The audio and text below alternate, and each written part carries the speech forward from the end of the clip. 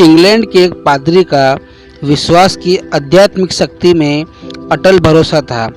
जो कोई भी उनके घर में एक बार आ जाता वो उनके आतिथ्य और सत्कार के प्रभाव से प्रभावित हुए बिना नहीं रह सकता था।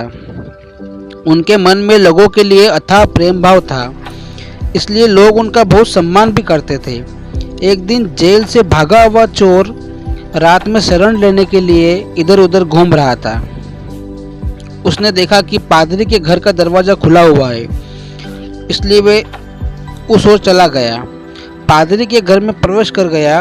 पादरी ने उसे देखते ही उसका अभिवादन किया और उससे कहा, तुम्हारा मेरे इस घर में स्वागत है मेरे भाई, लेकिन तुम ये बताओ तुम कौन हो और यहाँ क्या करने आए हो।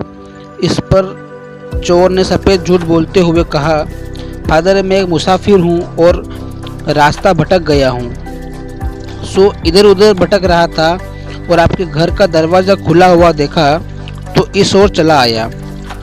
क्या मुझे सिर छुपाने के लिए जगह मिल सकती है? मैं सुबह होते ही यहाँ से चला जाऊँगा। पादरी ने उससे कहा, हाँ क्यों नहीं, तुम यहाँ आराम से रह सकते हो और मुझे लगता है तुम बहुत थक गए हो, इसलिए तुम जाकर आराम से हाथ मुंह धो लो, मैं तुम्हारे सोने और खाने का प्रबंध करता हूँ। इस पर चोर पादरी का आभार व्यक्त करते हुए स्नान घर की ओर बढ़ गया और इतने में पादरी ने उसके खाने और सोने की व्यवस्था कर दी। पादरी ने उसका बहुत अच्छे से आतिथ्य सत्कार किया और उसे अच्छा भोजन करवा कर उसके सोने की व्यवस्था कर दी।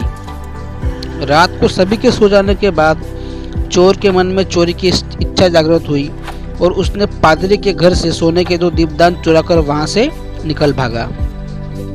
रात में पुलिस उसकी तलाश में ही थी, सो वो पुलिस के हत्थे चढ़ गया तो पूछताछ में उसने बता दिया कि मैंने ये पादरी के घर से चुराए हैं। इस पर उसे पादरी के सामने लाया गया तो पादरी ने पुलिस वालों से कहा, आप कृपया इन्हें छोड़ दीजिए, ये मेरे घर में मेहमान के तौर पर आए थे और मैंने ये दीपदान इन्हें उपहार के तौर पर दिए हैं।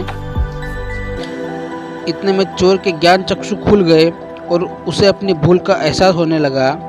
पादरी की उदारता देखते हुए चोर के मन में पश्चाताप होने लगा और उसने माफ़ी मांगकर सभी